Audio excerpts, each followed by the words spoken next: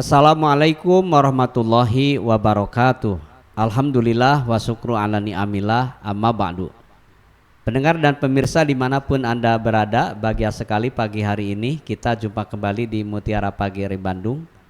Alhamdulillah wa syukru ala ni'amillah, pagi hari ini kita jumpa kembali dengan Al-Ustadz Haji Furqon MPDI, penyuluh agama Islam Kementerian Agama Kota Bandung, akan berbincang-bincang di 5 perkara yang menghapus ibadah puasa.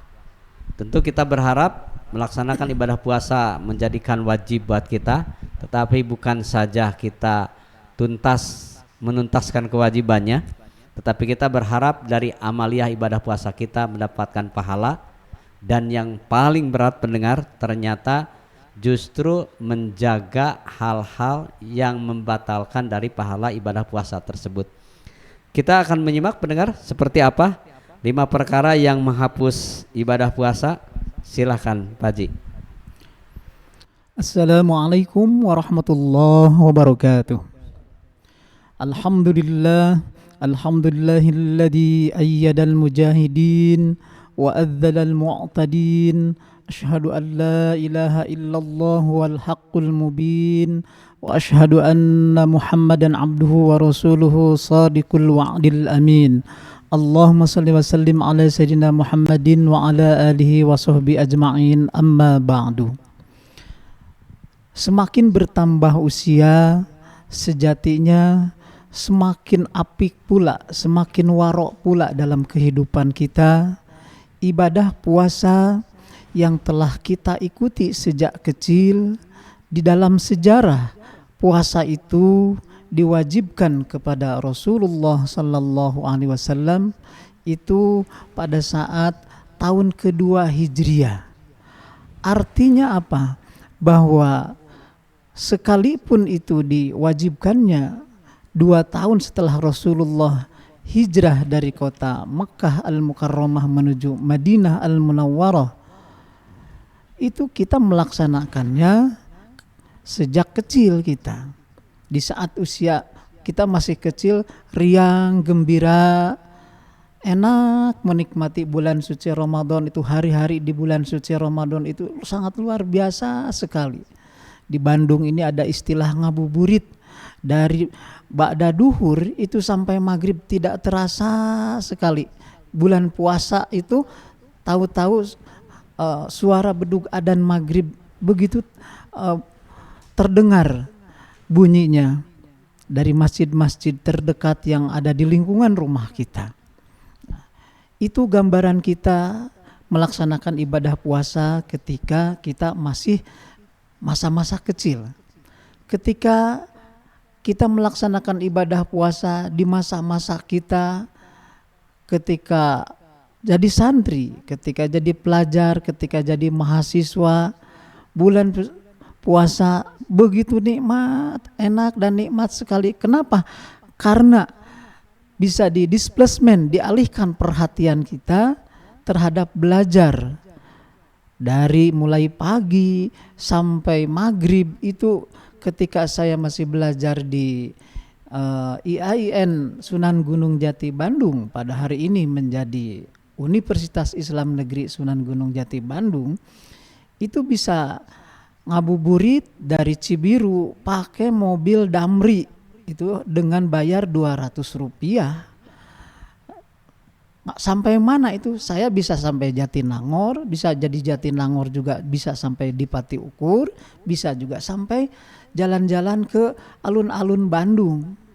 Yang dulu namanya ada Masjid Agung Bandung, hari ini Masjid Raya Alun-alun Bandung.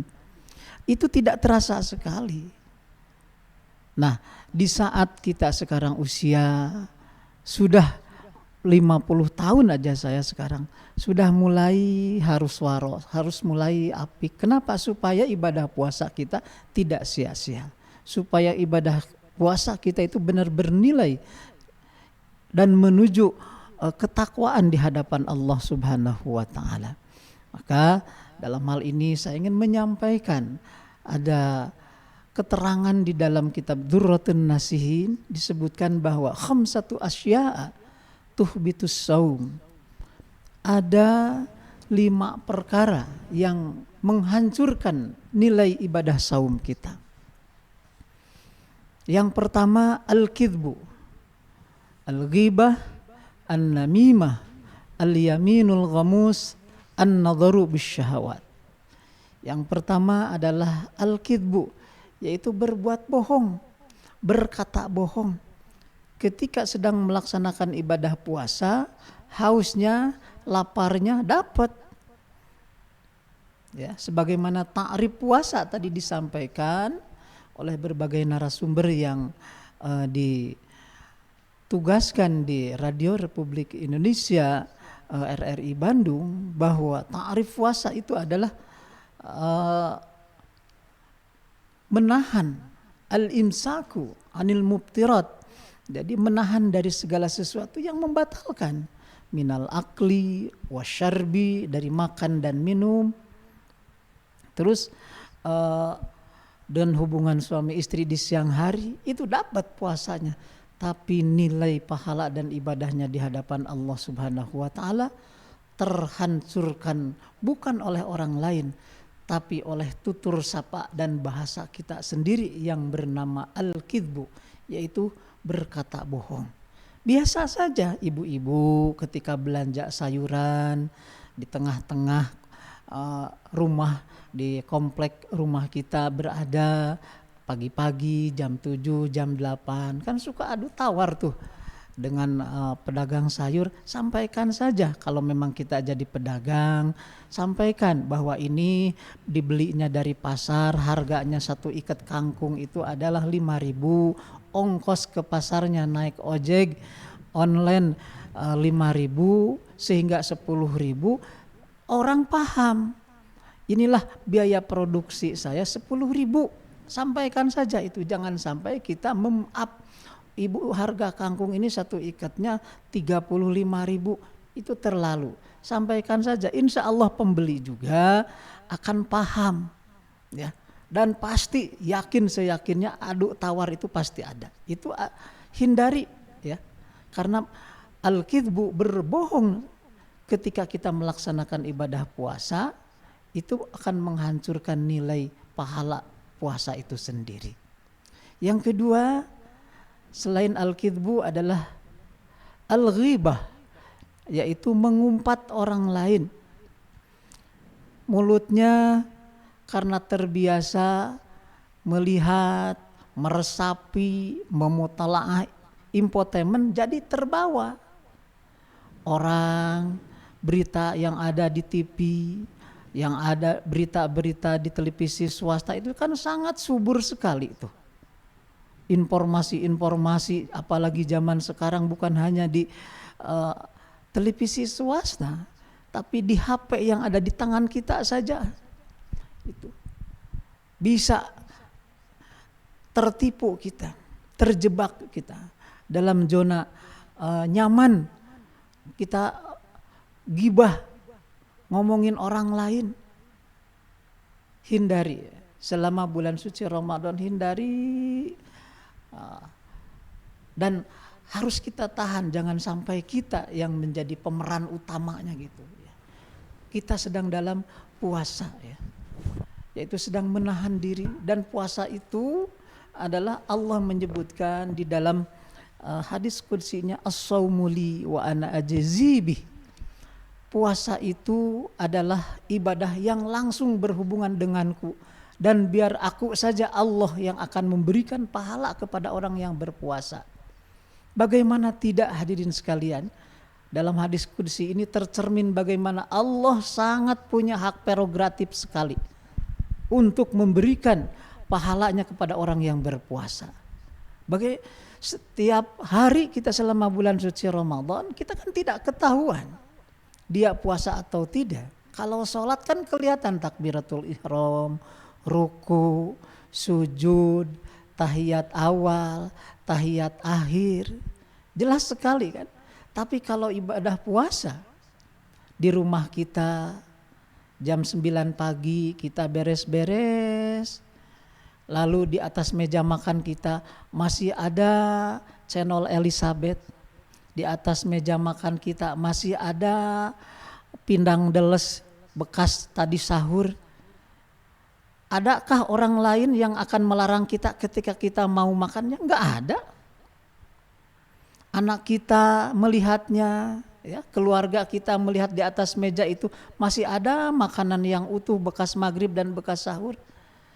Ketika kita mau makan, apakah Satpol PP, Satpam atau polisi bakal nyarek kepada kita? Enggak. Tapi kita sanggup menahannya. Sanggup kita mengendalikannya. Itu yang dimaksud dengan al-imsaku anil mubtirat, menahan diri. Maka di saat itulah dipertaruhkan nilai-nilai kekuatan spiritual kita di hadapan Allah Subhanahu wa taala. Sebab di hadapan manusia kita kan ketahuan, tidak ada yang mau berani, mau nyarek juga silakan, mau makan juga, tapi kita sanggup menahannya. Nah, itulah luar biasanya ibadah puasa. Pemirsa dan pendengar Radio Republik Indonesia Bandung, yang berikutnya yang menghancurkan nilai ibadah puasa kita di hadapan Allah Subhanahu wa taala selain al-kidbu, al-ghibah, adalah an-namimah. Apa itu an-namimah? Mengadu domba. Mengadu dombakan si A dengan si B. Terus dikorek-korek kesalahannya. Terus dicarikan kelemahannya.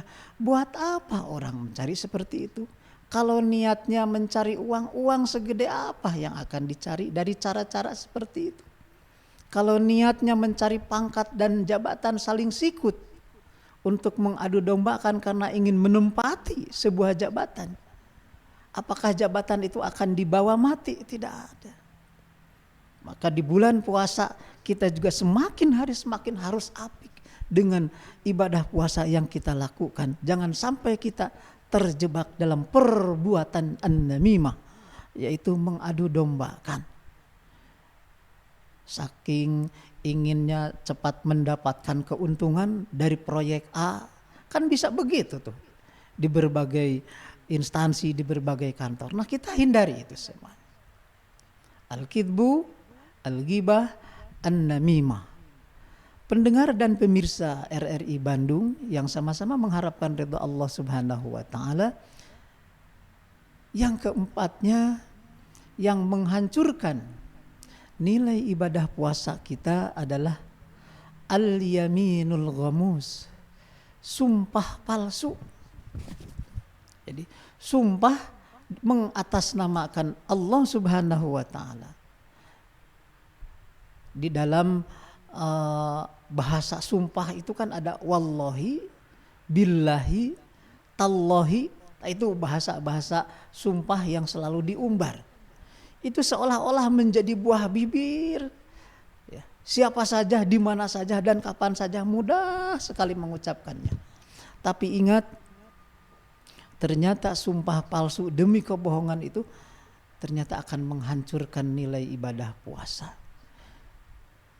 Saya berjanji akan memberikan nafkah lahir batin kepada istriku seumur hidup saja. Apabila meninggalkan memberikan nafkah lahir dan batin selama 3 bulan berturut-turut, 3 bulan berturut-turut, maka jatuhlah talak 1 kepada saya.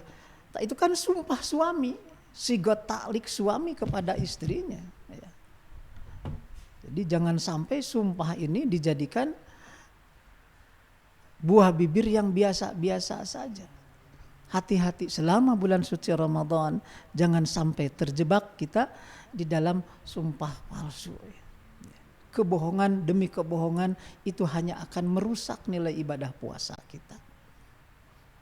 Pendengar dan pemirsa Radio Republik Indonesia Bandung yang sama-sama mengharapkan ridho Allah Subhanahu wa taala. Yang terakhir dari 5 perkara yang akan menghancurkan nilai ibadah puasa kita adalah an-nadhru bisyahawat. Memandang, melihat yang penuh nafsu. Ya. Itu artinya apa? Yang penuh nafsu. Bisa jadi bukan hanya nafsu birahi di sini. Memandang yang penuh nafsu itu melihat Ibu-ibu yang lain penuh tangannya itu dengan gelang, penuh dengan diamond, ya. Intan berlian diperlihatkan, kita terasa panas pingin membelinya. Padahal kita tahu kemampuan maksimal kita. Hati-hati, itu juga bisa menghancurkan nilai ibadah puasa. Maka betullah kata para ahli tasawuf bahwa puasa itu emang benar-benar an-nadru bisyahawat, yaitu nafsu yang penuh pandangan dengan penuh syahwat menghancurkan nilai ibadah puasa. Jadi puasa itu benar-benar harus ditahan, ya. Al-imsaku anil mubtirat, menahan dari segala sesuatu yang membatalkan, ya. Sayang kita puasa min tulungil fajri ila ghurubi syamsi, sejak terbitnya fajar sampai dengan terbenamnya matahari, terus-terusan kita haus, lapar dan dahaga, hanya hancur oleh hal-hal yang sifatnya duniawi, itu hanya akan sia-sia saja. Maka hati-hatilah jangan sampai kita terjebak di dalam perbuatan tersebut. Memang selama bulan suci Ramadan kita juga harus beraktivitas. Memang selama bulan suci Ramadan kita juga harus menyiapkan makanan, ya, minuman dan segala sesuatu yang menunjang bernilainya syiar di bulan suci Ramadan, tapi tetap untuk hal-hal yang wajar saja, biasa-biasa saja, tidak usah berlebihan. Amalan di bulan suci Ramadan, pekerjaan di bulan suci Ramadan sejatinya idealnya yang menunjang terhadap absahnya nilai ibadah puasa kita. Hadirin pendengar dan pemirsa RRI Bandung yang sama-sama mengharapkan ridha Allah Subhanahu wa taala. Itulah khamsatu asya'a tuhbitus saum. Jadi 5 perbuatan yang menghancurkan nilai ibadah puasa. Baik pendengar dan pemirsa dimanapun Anda berada, terima kasih Anda masih menyimak kami di FM 97,6 MHz untuk Bandung dan sekitarnya di Mutiara Pagi RRI Bandung. Alhamdulillah pagi hari ini kita sama-sama menyimak seperti apa perkara yang menghapus ibadah puasa. Bersama narasumber kami Pak Haji Purkon MPDI. Beliau adalah penyuluh agama Islam Kementerian Agama Kota Bandung. Mungkin Anda telah menyimak begitu banyak pendengar hal-hal dalam ibadah puasa yang harus kita perhatikan. Tetapi kita akan menyimak kembali apa yang disampaikan Pak Ustadz Haji Purkon. Silakan Pak Ustadz. Untuk menghindari jangan sampai kita terjebak di dalam zona yang 5 tadi, apa yang harus kita lakukan? Wabil khusus bagi ibu-ibu majelis taklim, di samping ibu-ibu harus menyiapkan untuk buka bersama dengan anak-anak, cucu, mantu, bahkan suaminya yang ada di rumah ataupun yang tidak ada di rumah karena memang alasan bekerja. Nah, satu adalah untuk menghindari jangan sampai terjebak dalam zona yang 5 perkara yang menghancurkan nilai ibadah puasa kita adalah sibukan kita dengan melaksanakan tadarus di bulan suci Ramadan. Saya sudah hampir 2 periode diamanahi menjadi ketua DKM Asyakur di Sekelimus, di RT 03 RW 06 Kelurahan Batu Nunggal, Kecamatan Bandung Kidul, Kota Bandung. Itu selama bulan suci Ramadan, majelis taklim yang ada di kami, khususnya di masjid lingkungan saya, itu sudah setar sejak jam 7 pagi. Jam 7 pagi, jam 8 dikira saya itu kalau tahun 96, tahun 2000, tahun 2008 itu selesainya tanggal 27 atau 28 Ramadan. Tapi nilai itu sekarang sudah bergeser. ibu-ibu tadarusnya lebih pagi lagi, dari jam 6 pagi selesai jam 11. Kalau dulu selesainya jam 8, sekarang selesainya jam 11. Ternyata itu adalah untuk mensiasati ibu-ibu supaya hatam tadarus Al-Quran itu dari tanggal 1 Ramadan sampai dengan tanggal 17 Ramadan, hanya 17 hari. Dan jamaahnya semakin banyak. Pas saya tanyakan, ternyata itu adalah bagian strategi ibu-ibu majelis taklim untuk mengalihkan perhatian tadi supaya tidak terjebak dengan al-kidbu, tapi dia juga punya keinginan yang lain. Apa itu? Sampai tanggal 17 Ramadan sudah hatam 2 kali, berarti sudah 60 juz. Lalu apa Bu yang dilakukan dari tanggal 18 Ramadan ke sana? Menjawab ibu-ibu dari majelis taklim tersebut dengan enteng, itu sudah lain lagi Pak. Dari tanggal 18 apalagi 20 Ramadan sudah bukan urusan lagi tadarus, kata ibu-ibu. Terus urusannya apa? Mempersiapkan seluruh yang akan disiapkan menjelang Idul Fitri. Jadi tanggal 20 Ramadan itu dari jam 6 atau jam 7 pagi sampai jam 5 sore ibu-ibu tidak ada di rumah. Nyaris semuanya majelis taklim binaan saya itu sudah tidak ada di tanggal 20. Mereka berpindah berada di Pasar Baru Bandung. Ternyata di bulan suci Ramadan itu masabah ya. Masabah itu daya tarik ya.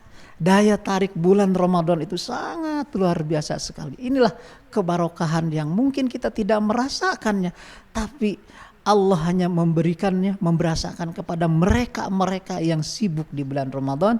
Dan ternyata segmentasi tersebut paling banyak diminati. Terbukti apa? Tanggal 20 Ramadan majelis ta'lim tidak ada, yang tadarus di masjid juga sudah tidak ada, berpindah mencari baju, mencari kerudung, mencari pakaian untuk menyemarakan Idul Fitri. Ini sangat luar biasa sekali. Intinya apa tadi? Dalam rangka mengalihkan perhatian, jangan sampai terjebak di dalam zona perbuatan yang menghancurkan nilai ibadah puasa, al-kidbu, al-ghibah, an-namimah, al-yaminul ghamus, an-nadru bisyahawat.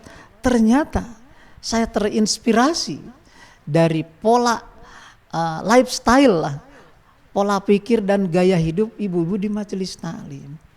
Jangan dikira hadirin sekalian, pendengar dan pemirsa RRI Bandung, jangan dikira bahwa istri kita, ibu-ibu bersama anak-anak putri kita yang datang ke pasar baru untuk belanja mempersiapkan perlengkapan menjelang Idul Fitri, jangan dikira itu bukan ibadah, sama ibadahnya. Sebab bapak-bapak mah terima beres, tahu-tahu sudah ada sarung BHS, tahu-tahu sudah ada sarung Wadimor, tahu-tahu sudah ada sarung Atlas, tahu-tahu sudah ada Robani ya pakaian. Pak Ustadz nomornya apa? Suka ada yang ngejapri ke saya itu. Saya dikira bercanda aja, ternyata oleh ibu-ibu sudah disiapkan. Itu artinya semakin memperkaya khazanah semaraknya di bulan suci Ramadan. Dan itu ibadah sama di bulan suci Ramadan, mempersiapkan khidmatnya menjelang Idul Fitri.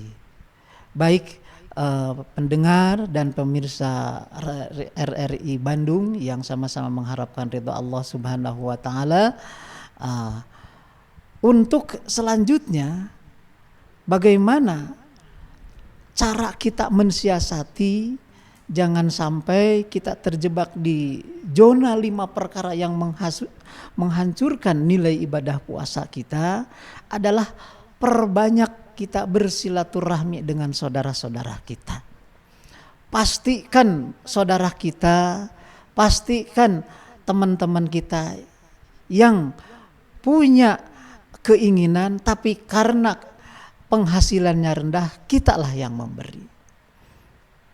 Usia pernikahan saya 24 tahun. Selama usia 24 tahun, usia pernikahan saya Tidak pernah setahun sekalipun, tidak pernah sekalipun saya dengan istri saya melewatkan menjelang bulan Ramadan itu tidak pernah berbagi, pasti berbagi. Berbaginya apa? Yang mampu kita saja. Saya punya saudara 6 orang.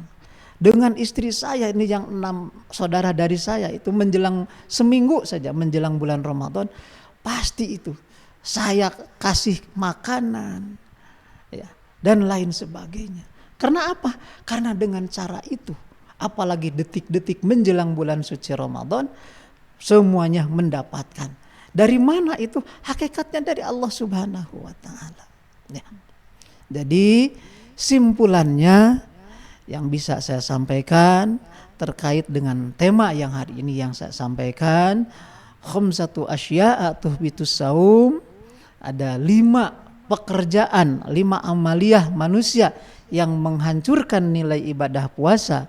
Al-kidbu, al-ghibah, an-namimah, yaitu berbohong, al-kidbu, al-ghibah, mengadu domba, al-kidbu, al-ghibah, an-namimah, al-yaminul ghamus, sumpah palsu, an-nadru bisyahawat, memandang dengan penuh nafsu syahwat selama di bulan suci Ramadan. Kalau memang tidak perlu, kalau memang tidak penting, kalau memang tidak memberikan kontribusi apa-apa, hindari itu semuanya.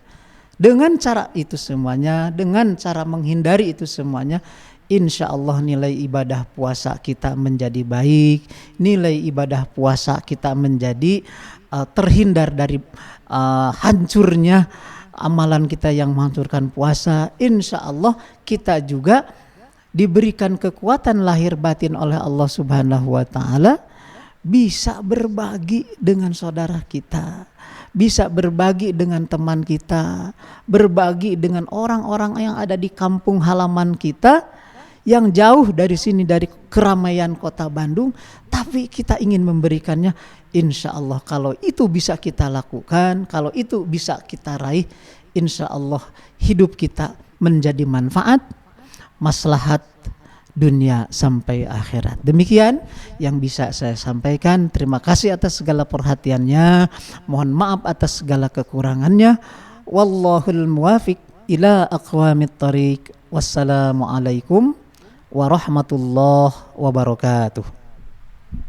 Pendengar dan pemirsa dimanapun Anda berada, sampai di sini jumpa kita di Mutiara Pagi RI Bandung pagi hari ini. Terima kasih kebersamaan Anda. Mudah-mudahan kita jumpa kembali di tema yang berbeda dengan narasumber yang berbeda. Tetaplah bersama kami Pro 1 RI Bandung. Mewakili kerabat kerja yang bertugas, saya Casmita Solihin pamit undur diri. Wassalamualaikum warahmatullahi wabarakatuh.